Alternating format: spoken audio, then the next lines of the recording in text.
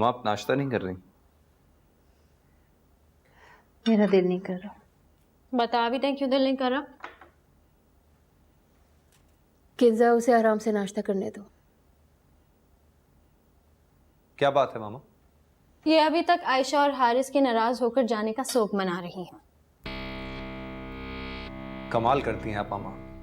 हारिस मेरे ही घर में मेरी इंसल्ट करके चला गया और आप उसके जाने पे अफसोस कर रही हैं। मुझे वाकई बहुत दुख हो रहा है। हारिस ने जो किया उसको नहीं करना चाहिए था, लेकिन कोई तो ऐसी बात हुई होगी ना जो बात इतनी बढ़ गई। हैरत हो रही है मुझे, जिसके भाई और भाभी हमारे यहां से चले गए उसे इतना दुख नहीं हो रहा, लेकिन आपको बिला वजह दुख हो रहा है। क्या सोचती होगी आयशा हमारे बारे में? पहली बार वो हमारे घर आई थी। मैं कितना खुश थी कि उसने हमारे घर आना कबूल किया। वो आई थी तो मेरे घर में हर तरफ नूर ही नूर था। आप तो उसे न जाने क्या समझने लगी हैं।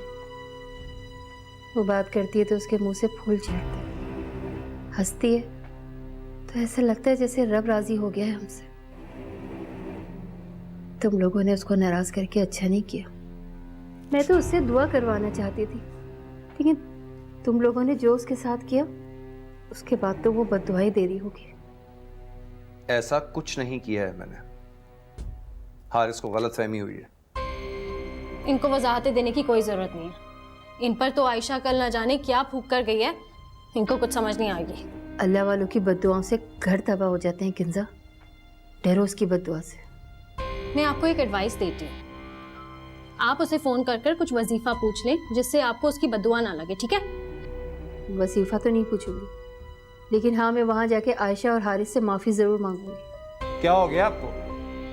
आप हरगिज वहां नहीं जाएंगी। ठीक है, तो फिर तुम दोनों जाके खुद माफी मांगो। मैं आयशा और हारिस से माफी मांगू? सवाल ही पैदा नहीं होता। देख लो, तुम्हारी माँ को ही तुम्हारी इज्जत की परवाह नहीं है।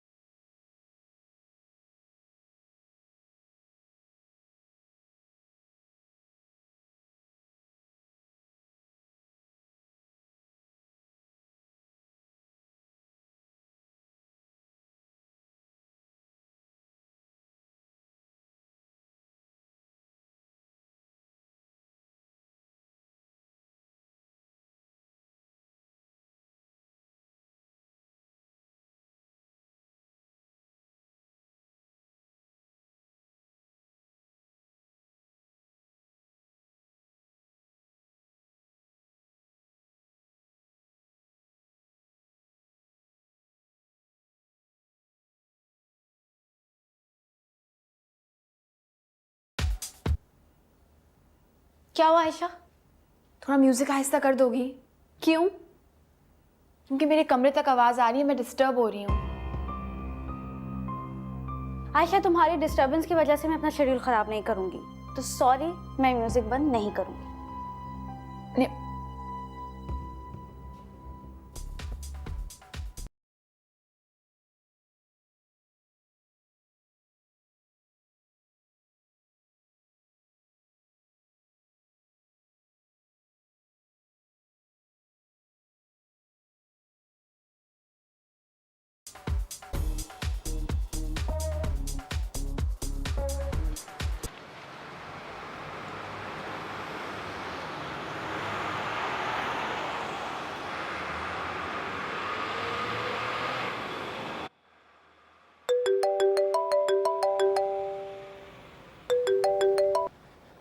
जी पापा।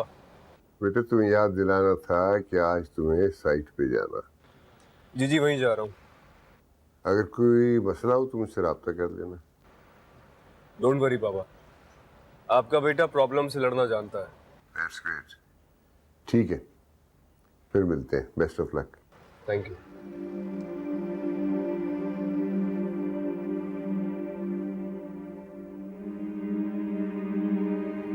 आप ऑफिस से वापस आएंगे ना, तो मैं पूछूंगी कि नमाज पढ़ी या नहीं पढ़ी।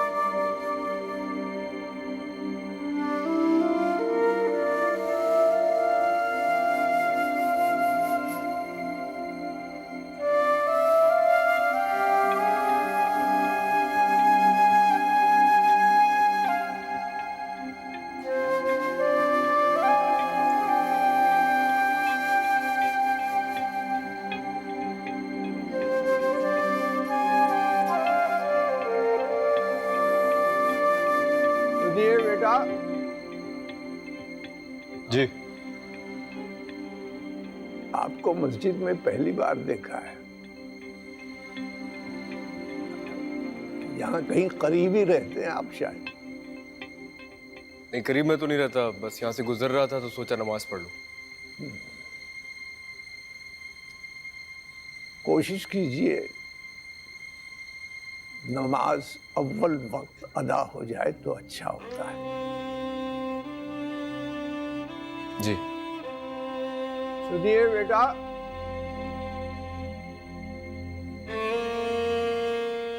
आपने नमाज से पहले वजू किया था। बहुत जल्दी में नमाज अदा की आपने, मुकम्मल नमाज तो अदा भी नहीं की। आप अपने काम से काम रखे ना। अपने काम से काम ही तो रख रहा हूं बेटा। आप रोजाना बाकायदगी से नमाज अदा करने वाले नहीं लगते। मौलाना मैं जरा जल्दी में हूँ। एक बात और बेटा, क्या आप किसी के कहने पर नमाज अदा करने आए?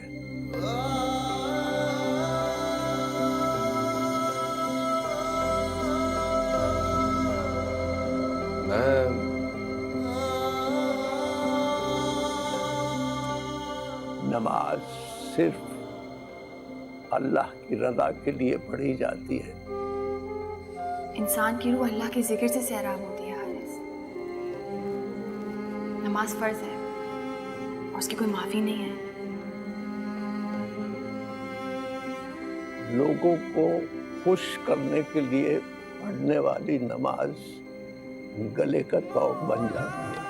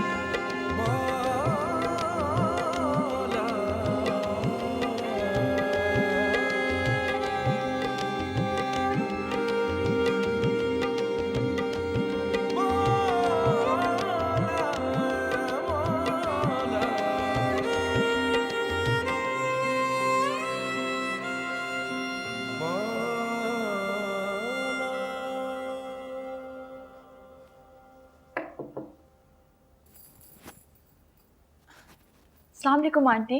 वालेकुम सलाम बेटा। कैसी हैं आप? जी ठीक हूँ मैं। वो आयशा बेटा, मुझे आपकी मदद चाहिए। क्या हुआ? सब खैरियत तो है? आइए बैठिए। अरे वहाँ नहीं, ऊपर आके बैठिए। अरे नहीं बेटा, मैं आपके बराबर नहीं बैठ सकती। आंटी ऊपर बैठिए, आराम से आइए। क्या हुआ? सब खैरियत है? आप आपको कोई मदद चाहिए? पैसों की मदद चाहिए? नहीं नहीं बेटा, मुझे पैसे नहीं चाहिए, मुझे तो बस आपसे दुआ करानी है। दुआ? मेरी बेटी तीसरी बार माँ बनने वाली है और पिछली 2 बार उसका बच्चा बच नहीं सका। इस बार वो और मैं बहुत डरे हुए हैं। अगर इस बार भी कुछ हो गया तो उसका शौहर उसको तलाक दे देगा। आंटी, ये सब तो अल्लाह के काम है। लेकिन अल्लाह के बंदे इस बात को नहीं समझते। आप दुआ करें कि अल्लाह मेरी बेटी और उसके बच्चे की हिफाजत करे। अल्लाह तो सबकी हिफाजत करने वाला है, और अल्लाह किसको बेटा देता है, बेटी देता है, ये भी उसी का फैसला होता है, और मौत का इख्तियार भी अल्लाह के ही हाथ में है। आप दुआ करेंगी तो अल्लाह अपना फैसला मेरी बेटी के हक में कर देगा। देखिए आंटी, अपनी बेटी के लिए खुद दुआ करें। माँ बाप की दुआ से ज़्यादा इखलास किसी की दुआ में नहीं होता इस दुनिया में। हम गुनहगार लोग हैं बेटा, हमारी दुआओं में कहाँ कोई असर, ना हमारे अमाल अच्छे, ना हम इस काबिल। आंटी, अल्लाह की रहमत में कभी मायूस नहीं होते हैं। बेटा आप दुआ कर देंगे तो आपका क्या जाएगा, मेरी बेटी का घर बस जाएगा। ठीक है ठीक है, मैं 5 वक्त में आपकी बेटी के लिए दुआ करूंगी। आप हौसला कीजिए। आप जीते रहे, अल्लाह आपको खुश रखे, अल्लाह आपको कोई दुख ना दे। आप जैसे बंदों की दुआ मिल जाए तो हमें और क्या चाहिए। करूंगी दुआ।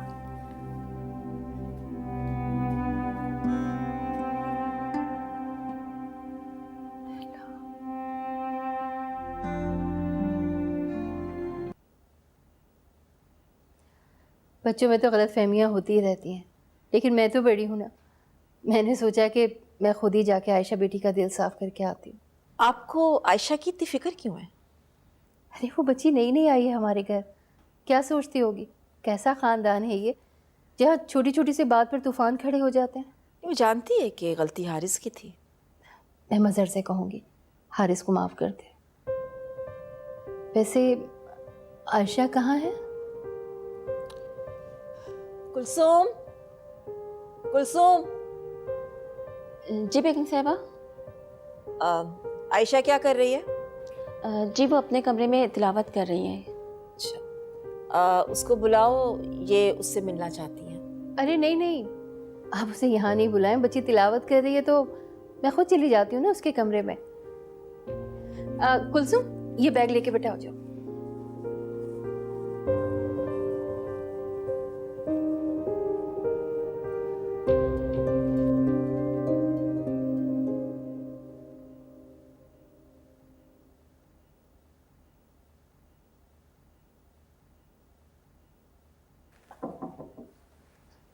आयशा बेटा।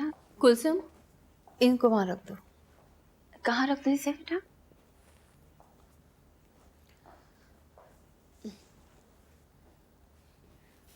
अस्सलाम वालेकुम आंटी। वालेकुम सलाम, जीती रहो। मैंने सोचा कहीं मेरी बेटी मुझसे नाराज़ ना हो गई हो। मैं आपसे नाराज़ कैसे हो सकती हूँ आंटी? बेटा वो उस दिन हारिस और मज़र के बीच जो तकरार हुई थी तो मुझे डर था कि तुम नाराज़ ना हो गई हो। ये सारे तोहफ़े मैंने तुम्हारे लिए लिए थे, लेकिन उस दिन तुम लोग इतनी जल्दी में आ गए कि मैं दे ही नहीं सकी। आपको तकल्लुफ़ करने की क्या ज़रूरत थी? तकल्लुफ़ कैसा, ये सब मैंने बहुत मोहब्बत से लिए हैं। आप बहुत अच्छी हैं आंटी। तुम भी तो बहुत अच्छी हो बेटा, बहुत खुशकिस्मत है दुर्दाना जिसे तुम्हारी जैसी बहू मिली, वरना मेरे नसीब में तो अल्लाह ने किंजा जैसी बहू लिख दी। आंटी, मैं मंगवाऊँ आपके लिए चाय? नहीं नहीं, इसकी ज़रूरत नहीं है। मैं तो बस इस ख्याल से तुम्हारे पास आ गई थी कि कहीं तुम नाराज़ ना हो। भला इतनी देर तक हम कैसे आपसे नाराज़ हो सकते हैं? और मेरा वादा है आपसे, हारिस भी देर तक नाराज़ नहीं रहेंगे। बेटा मेरे घर के लिए भी दुआ करना। जब से किंजा घर में आई है बरकत तो जैसे उठ सी गई है। मज़हर भी जन मुरीद बना उसके आगे पीछे घूमता रहता है। आंटी चले बाहर चलकर बैठते हैं। अरे थोड़ी देर बैठो ना, बात करते हैं। नहीं, सब बाहर इंतज़ार कर रहे होंगे, चले बाहर चलते हैं। हाँ अच्छा, अब चलिए।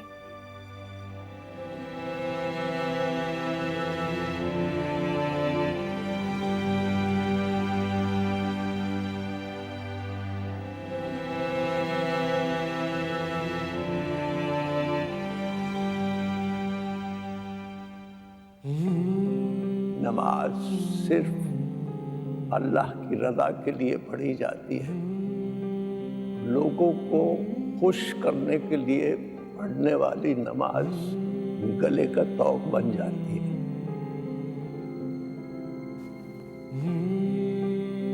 हारिस परेशान है? नहीं नहीं, कुछ नहीं हुआ। अब आप मुझसे झूठ बोलेंगे? हारिस, क्या परेशानी है बताइए मुझे। आशा, मैं तुम्हें बता तो दूं, लेकिन तुम्हें अच्छा नहीं लगेगा। अगर मुझे अच्छा नहीं लगेगा तब तो आप फौरन मुझको बताइए। आप मुझे बताएंगे तो आपको पता चलेगा कि मुझे आपकी कोई बात बुरी नहीं लगती।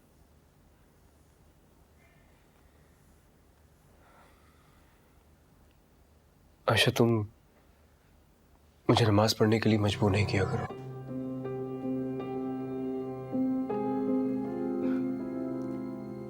ऐसा क्यों चाहते हैं आप?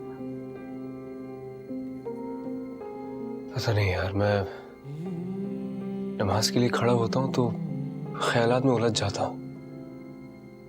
न जाने कहाँ कहाँ के ख्यालात मेरे जहन में आ रहे होते हैं। मैं ये भी भूल जाता हूँ कि मैं क्या पढ़ रहा था। हारिस, जब आप रहमान के रास्ते पर चलने की कोशिश करते हैं ना, तो शैतान बहकाता है आपको। नहीं आशा, मैं तुम्हें खुश करने के लिए नमाज नहीं पढ़ सकता यार।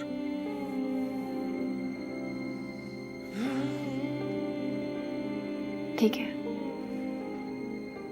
मैं भी नहीं चाहती कि आप मुझे खुश करने के लिए नमाज पढ़ें।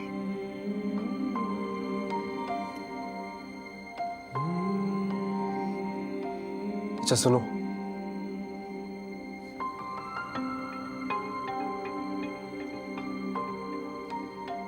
मेरी बात ने तुम्हें बहुत हर्ट कर दिया ना?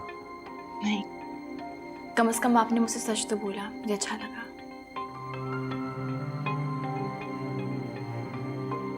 मैं तुम्हारे काबिल नहीं हूँ आशा। या आप कैसे कह सकते हैं कि आप मेरे काबिल नहीं हैं? तुम जैसा चाहती हो मैं वैसा नहीं बन सकता। मुझे ऐसा लगता है जैसे मैं किसी कैद में हूं। शायद अभी तुम्हें एहसास नहीं हो रहा, लेकिन एक दिन आएगा कि तुम मुझसे उकता जाओगी और अपने इस फैसले पर बहुत पछताओगी। नहीं हारिस, मुझे अपने अल्लाह के फैसलों पे कभी पछतावा नहीं होता। आप मानते हैं ना, आपको यकीन है ना कि मैं अच्छी हूं, तो आपको इस बात का भी यकीन होना चाहिए कि आप भी बहुत अच्छे हैं, क्योंकि ये मेरे अल्लाह का वादा है कि अच्छे मर्दों को अच्छी औरतें मिलती हैं। ये तुमने खुद पढ़ा है? हाँ, कुरान को तर्जुमे के साथ पढ़ने का एक ये भी फायदा है कि इंसान मायूसी और पछतावों से बच जाता है। मैं खुद आपको वो आयत दिखाऊंगी जहां नेक मर्दों के लिए खुदा ने बिशारत सुनाई है कि उनको नेक बीवियां मिलेंगी। Asha, you made my day. Thank you so much. ये मैंने नहीं कहा, ये अल्लाह ने कहा है। तुम्हारी इस दलील ने मुझे ये सोचने पर मजबूर कर दिया कि शायद मैं बहुत खास हूं। हारिस, आप खास हैं। नहीं, थैंक यू।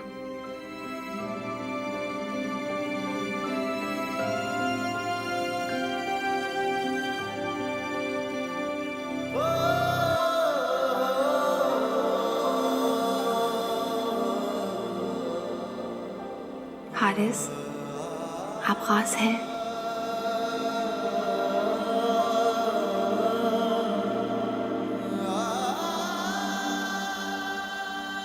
मैं आशा बेटी के आने से कितना अच्छा हुआ ना, हम सब लोग मिल के एक साथ नाश्ता करने लगे। अगर इसका बस चले ना तो हम लोग लंच और डिनर भी साथ करें।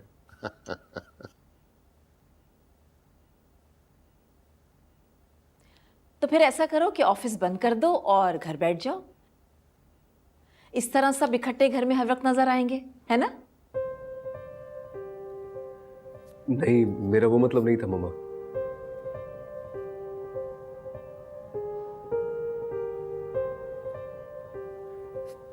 आप निम्रा से क्यों नहीं कहती हैं कि वो साथ बैठ के नाश्ता करें हमारे?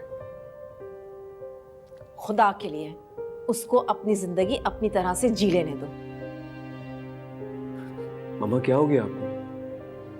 आयशा, तुमने से बताया नहीं कि कल नफीसा आई थी? जी आंटी, मैंने बता दिया था। वो किंजा की सास है और वो फिर भी तुम लोगों को मनाने चली आई। और तुम लोगों को शर्म नहीं आई कि तुम मजहर को सॉरी कर लो? गलती मजहर भाई ने की है, हम क्यों सॉरी करेंगे उन्हें? कोई ऐसी गलती नहीं की उसने कि तुम सबके सामने उसको बेइज्जत करके रख दो। बड़ा बहनोई है वो तुम्हारा। हारिस कहाँ जा रहे हो? बैठ जाओ। जो मामा चाहती है वो मैं नहीं कर सकता पापा।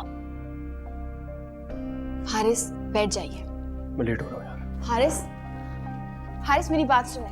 हारिस, इस तरह से जाएंगे तो सारा दिन ऑफिस में मूड खराब तो रहेगा। मम्मा को सोचना चाहिए ना यार, उनके लिए मजहर भाई की अहमियत है, हमारी कोई अहमियत नहीं है। नहीं, बेटियों से जुड़े रिश्ते बहुत नाजुक होते हैं, आप समझे इस बात को। मम्मा काफी मजहर भाई की वकालत करने के लिए। खुदा हाफिज।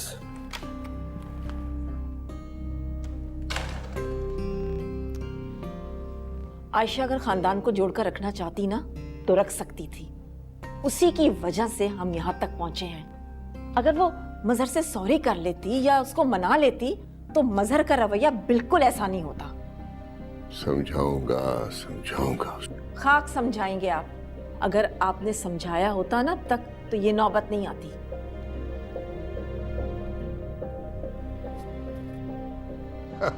अरे आ जाओ, बैठो बेटा बैठो, नाश्ता करो। इसका गुस्सा बस ऐसे ही होता है, सब ठीक हो जाएगा। आंटी आप चाय गर्म करके ले आए मेरे लिए।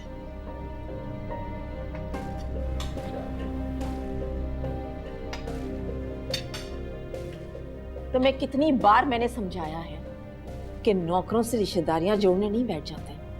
आइंदा मैं तुम्हें उसे आंटी कहते हुए ना देखूं। आंटी मैं रिश्तेदारी नहीं जोड़ रही, मैं तो बस एहतराम में कह रही थी। तो फिर मेरा नाम लिया कर। मुझे तुम्हारा एहतराम नहीं चाहिए, समझी तुम? दुर्दाना, ये भी कोई बात है भला जिसपे तुम इतना इरिटेट हो रही हो? मुझे और कुलसुम को ये एक ही स्टेटस पे रखती है और ये बात मैं बिल्कुल बर्दाश्त नहीं कर सकती। आंटी आपके स्टेटस के बराबर कोई नहीं है, आप तो मेरी मामा जैसी हैं। तभी बात नहीं मानती हो ना? दुर्दाना, मेरा ख्याल है हम लोग बिल्कुल फजूल बहस में वक्त ज़ाया कर रहे हैं। आप इजाजत दें तो मैं आपको मामा कह सकती हूँ। Great idea.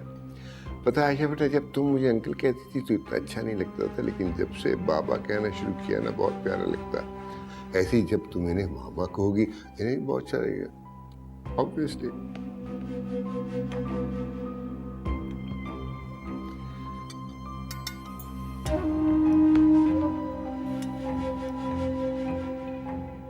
मेरे समझाने के बावजूद आप उनके घर चली गई? मैंने तो तुमको बताया था कि मैं वहां जाऊंगी। भाई मुझे अल्लाह वालों की बद्दुआ से बहुत डर लगता है।